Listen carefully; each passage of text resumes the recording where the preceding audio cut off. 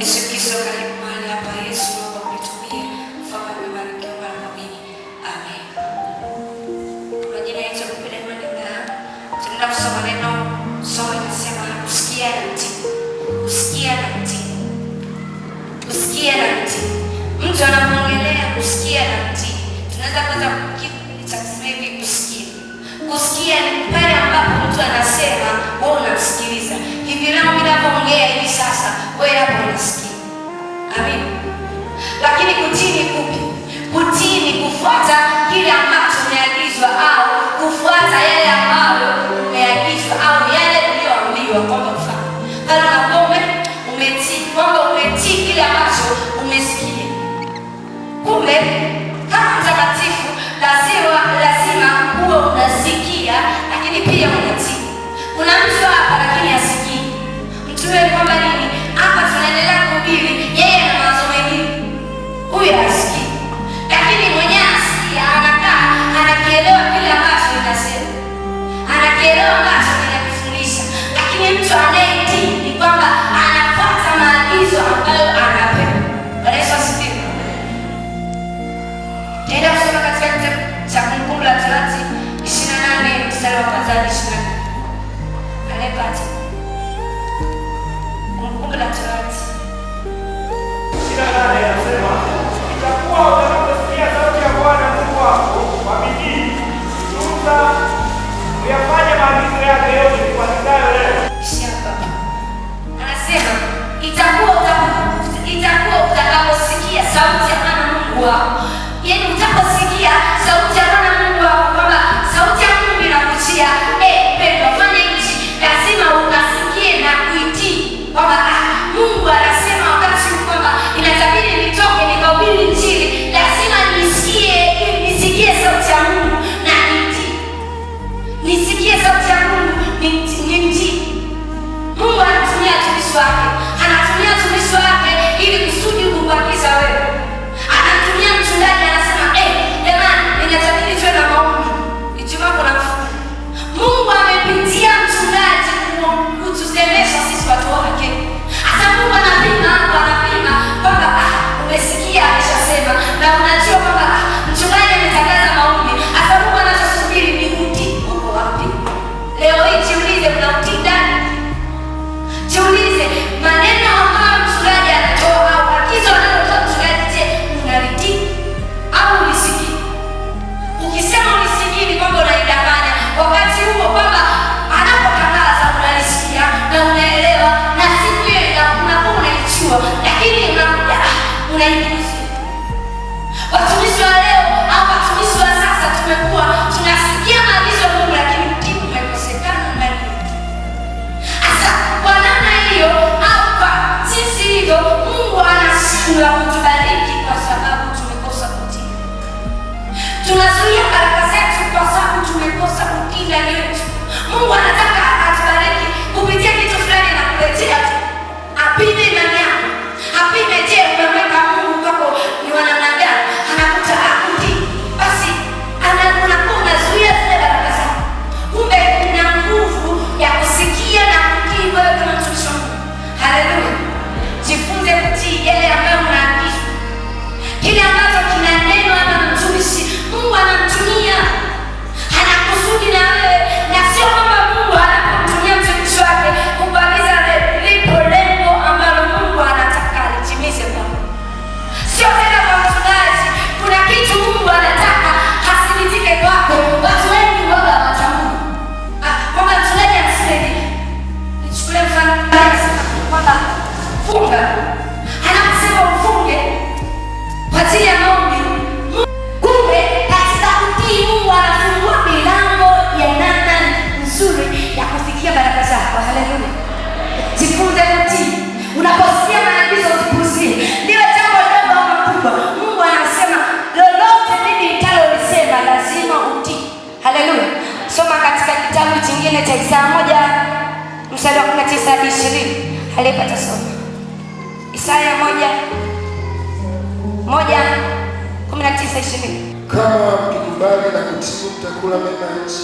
Anasema kama ukikubali kutii utakula mema ya nchi. Bali kama mkikataa na kuasi mtaangamizwa kwa upanga.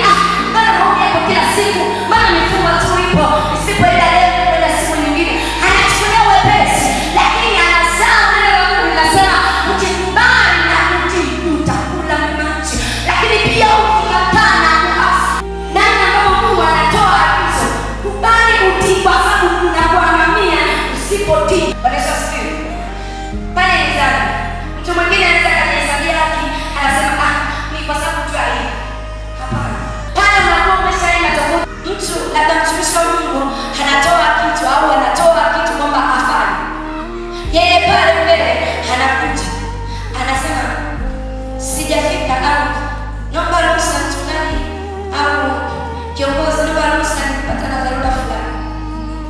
Anatoka ruhusa. Sasa je, nikwambie kitu ambacho unaenda kuomba ruhusa, haijalishi ni sawa utaomba ruhusa, lakini hiyo ruhusa yako ipime kwanza. Mpimie Mungu kwamba namna ambavyo utajitetea mbele za Mungu, utasema nimeshindwa kufanya hivi kwa sababu ya vitu fulani, lakini Mungu akipima anaona sio sababu. Ogopa na usifanye kile ambacho unatakiwa ufanye. Kwa wakati ule utakuwa umejitengea mazingira ambayo si mazuri. Epuka kujiwekea sababu au kujiwekea ruhusa mbele ya Mungu au mbele ya maagizo ya Mungu. Mshirikishe Mungu akwambie kwamba hiyo ina umuhimu kweli, inafaa kweli kuita sababu. Mungu je, ameipokea? Watu wengi tunatanguliza sababu zetu mbele, na ndipo kwamba ukitanguliza kwa sababu yako mbele, Mungu anashindwa kufanya kitu. Mungu anashindwa kufanya kitu. Mwangalie Ibrahim. Ibrahim mara kwanza anapomchukua mke wa pili, akamshirikisha mke wake tu, lakini matokeo yake alipopata Mungu naye kwenye Mungu hakuhusika. Mke wake anasema mfunguze tena huyu mwanamke. Anarudi tena kwa Yesu wakati wa shida, anamrudia Yesu, lakini Yesu alimsaidia. Alisema uliyemsikiliza mwanzo ndio ukamsikilize. Haleluya. Kumbe lazima katika sababu yako mtangulize Mungu, mtangulie Yesu kwamba Yesu ndiye uipokee sababu. Yesu hii sababu ina nguvu kwako, ina mantiki, inakugusa. Watu wengi tunapoma hapo. Sio kwamba hatutaki kufanya, lakini tunajitengea mazingira ya sababu. Eti mtu anasikia ndani ya Mungu, labda siku fulani tunaenda kufanya kazi ya Mungu, tunaenda kuhubiri tarafa. Leo hii unaanza kupiga mahesabu kabisa. Haujitoi kwanza, unaanza kupiga mahesabu pale sokoni. Nauza pale na nini dada? Wala mama hivi kweli. Hapana. Changanya na mama fulani. Hapana. Mungu wangu, Mungu tunisamehe. Na huyu mtakatifu tachanga na anaomba. Nisamehe. Yesu, nakuomba nini? Anapata na sababu. Mchungaji samani, yani hapa nimepata dharura, mtoto ameenda shuleni, sasa wakumpikia. Hiyo sababu Mungu anaipokea? Ipime hiyo sababu kwa Mungu inafaa. Angalia na kitu ambacho unakitoa mbele za Mungu, kwamba hichi Mungu atakipokea, kwa sababu hichi kitu inazuiaje? Inaweza kuzuia. Mungu anasema ni Mungu ambaye anatengeneza njia wakati hamna njia anafanya. Basi kama anapotoa agizo mchungaji au anatoa agizo Yesu Kristo kwamba fanya hicho kitu, wewe mwenyewe weka moyo wa kukubali. Haleluya. Ukiweka moyo wa kukubali, Mungu anatengeneza milango ya kitu hicho kikatimie, kwamba ukatimize agizo lake. Haleluya. Mungu anashindwa kuingilia kati juu yetu, kwa sababu utakuta ni kweli una sababu ya msingi, lakini umeitanguliza sasa mbele, wakati huo zao ya msingi, lakini inafaa upe kwanza Mungu aijadili, au Mungu akuruhusu kwamba hili ni kweli au hili ni sawa. Bwana Yesu asifiwe. Haleluya. Soma kitabu cha Warumi 9:31 na Maria. Anasema kutii sauti ya Mungu ni kusikia neno la Mungu. Mungu astahili sifa na kuabudiwa. Tazama Bwana Yesu, tumesikia neno lako. Yesu Kristo kutufundisha. Tupe namna kusikia na kutii kile ambacho Mungu unasema. Nikiomba Mungu na kuamini.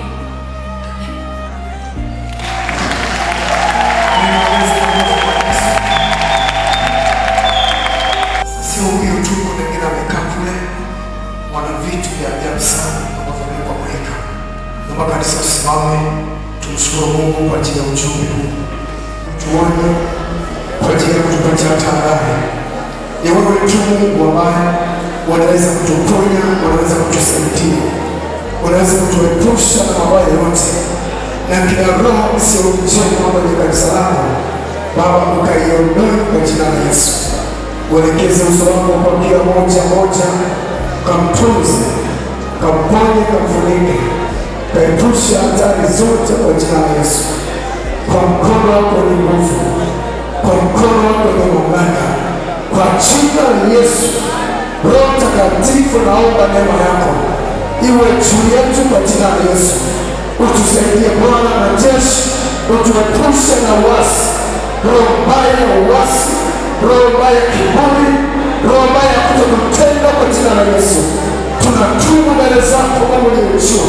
Utusaidie Bwana na jeshi, uponye kila moja kwa neno lako lenye uzima. Yako mambo mengi tumeshindwa kutii, tumeyapuuza, tumeona kama mwanadamu anaongea. Umesema nasi kupitia maneno yako, umesema nasi kwa njia ya ndoto. Yesu Kristo, naomba uponyaji wako Mungu uliye juu kwa kila mmoja anayesikia ujumbe huu. Yesu wa Nazareti, tuponye Bwana, tusaidie Mungu uliye hai. Unahitaji kuona kanisa takatifu. Bwana, umelinunua kwa damu isiyoharibika. Tunahitaji msaada wako wakati wote katika jina la Yesu. Bariki neno lako na mtumishi wako, kazidi kumlinda na kumtia nguvu katika jina la Yesu. Amen.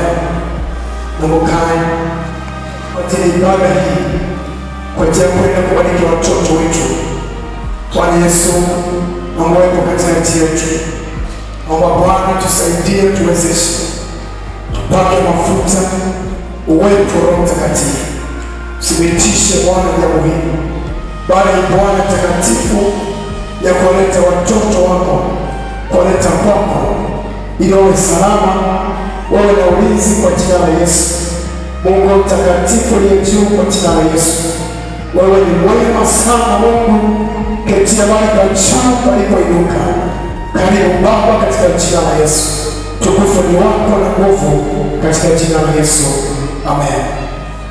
Basi Yesu wakamletea watoto wadogo ili awaguse. Wanafunzi wake wakawakemea, ila Yesu alipoona alichukizwa sana, akawaambia, wacheni watoto wadogo waje kwangu, usiwazuie, kwa maana watoto kama hawa ufalme wa Mungu ni wao. Bwana Yesu asifiwe. Wazazi waliwaleta watoto kwa Yesu, lakini wanafunzi wa Yesu walikuwa na wakataa, wanawazuia watoto. Lakini Yesu alichukizwa, akasema, wacheni watoto wadogo waje kwangu, kwa maana watu kama hawa ufalme wa Mungu ni wao. Watoto mara nyingi ni watii. Utamwambia nenda kule, ataenda. Kafanya vile, atafanya. Sasa Mungu anafananisha kama watu walikuwa kama watoto, kutii amri za Mungu na sheria za Mungu. Mungu anasema ufalme ni wa watu kama hao, watu ambao wanajishusha kama watoto wadogo, watu ambao wanajishusha, wako tayari kutumiwa na mtu mwingine, wako tayari kutumwa. Kama mtu akiongoka kama mtoto mdogo, rahisi sana kupata mambo ya mbinguni, kwa sababu ameshuka. Hana ubishi, hahitaji mambo mengi, hana utafiti. Lakini ukiangalia watu wazima wanaosema wanakwenda mbinguni, kwa kweli unyenyekevu uko mbali sana. Kila kitu anajiuliza, kwani yaani roho za kamili zimekuwa nyingi. Kwa nini mchungaji? Kwa nini mchungaji hivi? Kwa nini amenituma kule? Ameniona mimi tu. Lakini mtu ambaye ana roho ya unyenyekevu hana maswali haya. Tuko pamoja? Roho Mtakatifu anakaa ndani yake, na Mungu anasema nakaa kwa mtu ambaye roho yake imepondeka, imeshuka, imetubu. Mungu anahitaji watu walioshuka, wamepondeka, wametubu. Akasema, wacheni watoto waje kwangu, wala usiwazuie. Sio jambo zuri kuwazuia watoto kwenda kwa Mungu, kuwapeleka kwa Kristo, kujifunza. Hata kama mtoto sio wako, tengeneza mazingira ya kumshawishi, tengeneza mazingira ya kumshawishi yule mtoto. Hata kama sio wako, ni wa jirani yako, ni wa ndugu yako, tengeneza mazingira ya mtoto ili aweze kumjua Mungu. Haleluya. Siku moja Mungu alizungumza na Ibrahimu Ukisoma kitabu cha Mwanzo 18:9 anasema siwezi kuficha jambo Abrahamu, lazima niwaambie siri, jambo ambalo nakwenda kufanya Sodoma na Gomora. Siwezi kuficha kwa sababu huyu ataamuru watoto wake waishike sheria ya Mungu, na huyu atakuwa na taifa kubwa, lakini atawaamurisha watoto wake wajue sheria ya Mungu. Kwa hiyo siwezi kuficha jambo. Mungu akiona ndani yako umewekeza moyo wa Mungu kwa ajili ya watoto wako, una mzigo wa mchungu, kuna vitu Mungu atakwambia, kuna mambo Mungu atakufanyia. Lakini kama unawazuia, unakuwa ni adui wa Mungu. Mungu anachukiza kuwanyanyasa watoto. Mungu anahitaji watoto tuwalinde, tuwalee vizuri katika maadili ya kimungu, katika maadili matakatifu. Mungu anataka watoto wapate elimu hii dunia, lakini pia wapate elimu ya kimungu, wapate haki zao zinazostahili. Haleluya, zinazostahili kwa watoto. Wanahitaji kupata malezi mazuri, wanahitaji kupata pendo la baba na pendo la mama na pendo la mlezi. Mtoto afurahie pendo lako. Haleluya, bado uwe na muda kukaa na watoto, baba uwe busy kwa ajili ya chakula kizuri cha watoto. Watoto wanalala wapi? Mahali gani wanalala watoto? Wanapata muda kumwabudu Mungu? Una ibada nyumbani? Unawajali watoto? Wanasesa ukija upande wa kanisa, wanahitaji kuhudumiwa watoto kama tunavyoona huduma ambapo walimu wanafanya. Wanahitaji sasa hivi kuna uchi, angalau wanajisikia vizuri, hata akigana kwa sawa, lakini wanahitaji vifaa vya kufundisha watoto. Kuna vitabu vinatolewa, mitaala mbalimbali, lakini pia wanahitaji maeneo, wanahitaji madarasa mazuri ya kusomea. Tunahitaji kuwaenda watoto wetu vizuri, wasione kama kanisani ni mahali pa kukera. Mtoto anatakiwa afurahie kuwepo kanisani, kama Yesu akasema, kwa nini kunitafuta? Kwani hamkujua kuwa imenipasa kuwepo nyumbani mwa Baba yangu? Kama watoto wakafurahia kile kumtafuta, unamkuta kanisani, shukuru Mungu. Sio mtoto anachapa kanisa ile usitaki wende. Jamani, wacha mtoto abudu Mungu, hata kama mzazi kwa baba, lakini mtoto naye abudu, shukuru Mungu. Watoto wote wameharibika huko nje kumejaa kila aina ya takataka, kila aina ya dhambi. Kwa hiyo Mungu ndiye atakayewaponya watoto wetu, ndiye atakayewaponya kwenye mikono ya adui. Naomba tuwatunze watoto, tuwalee katika maadili ya kimungu. Na kuna wazazi waliotuamini tuwalee watoto wao, na wao kwenye madhehebu mengine, lakini wametuamini watoto wao. Sisi tuaminike watoto. Naomba kanisa, sisi tuaminike kama watu wametuamini, na sisi tuaminiwe. Basi tuonyeshe uaminifu kwa kuwatunza watoto. Haleluya. Hakuna jambo baya ambalo linaumiza kama kuona watu wametuamini tuwalee watoto, lakini wakuta wanaoharibu watoto wanakuwa ndani ya kanisa. Ni baya sana. Mjenge mtoto mwenzako kama mtoto wako. Watumishi wa Mungu, tuokoke kikweli kweli, sio ukovu wa uongo. Unajua unaweza kuwa adui wa Mungu bila kujijua. Tumelea mabinti hao na chipukizi. Mungu mzazi ana mke na ana watoto, anaanza kuwafuatilia mabinti ambao tunawalea na wengine wako masomoni, anataka kuharibia masomo yao, anataka kuharibu ndoto zao. Huyo lazima awe ni adui wa Mungu. Hasa wababa, wanaume wako wengine hawajaokoka na wao kanisani ni wapagani kabisa, kufuata watoto wadogo chipukizi. Unamwambia wewe mpenzi wangu, wewe ni adui wa Mungu, ni adui wa kanisa, ni adui wa mchungaji.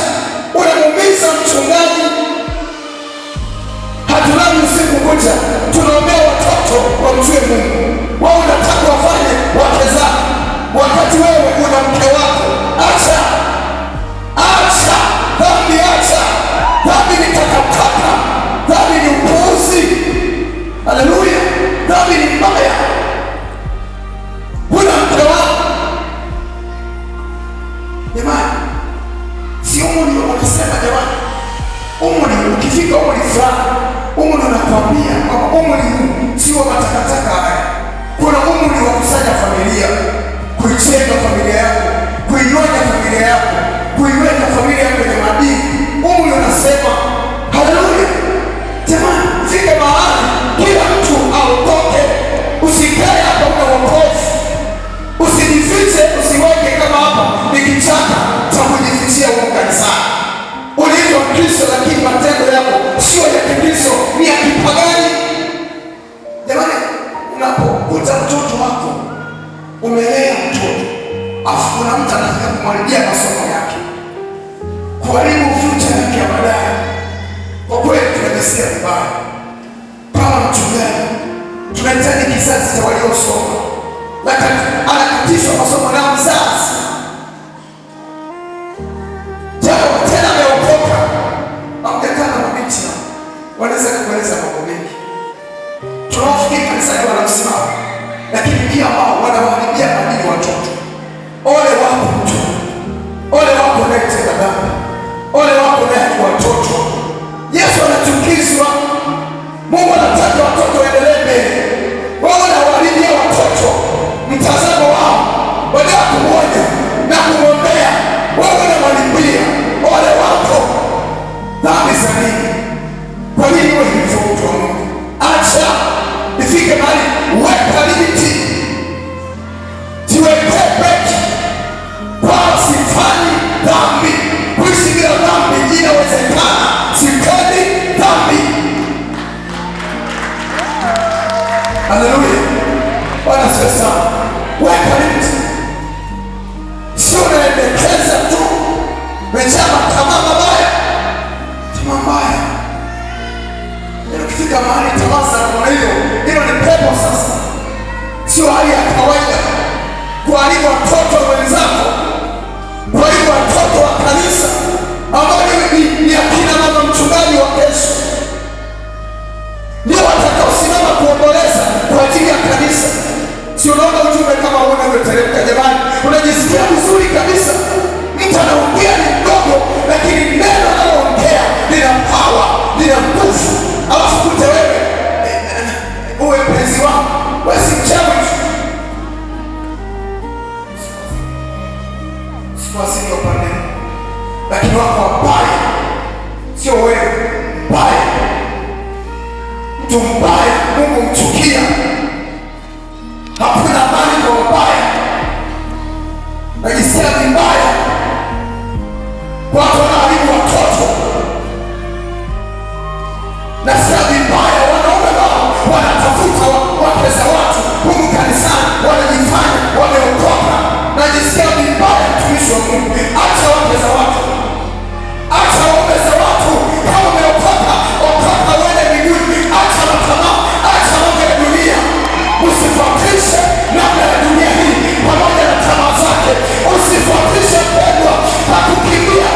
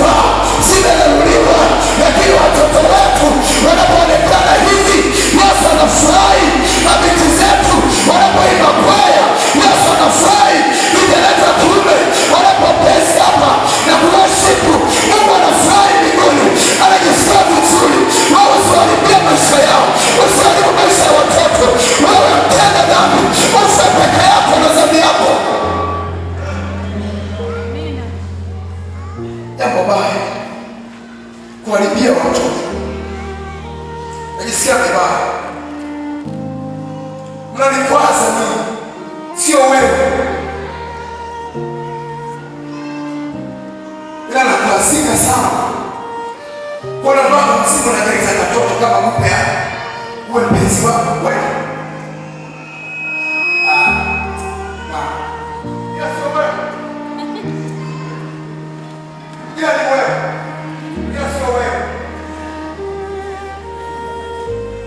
Bwana asifiwe.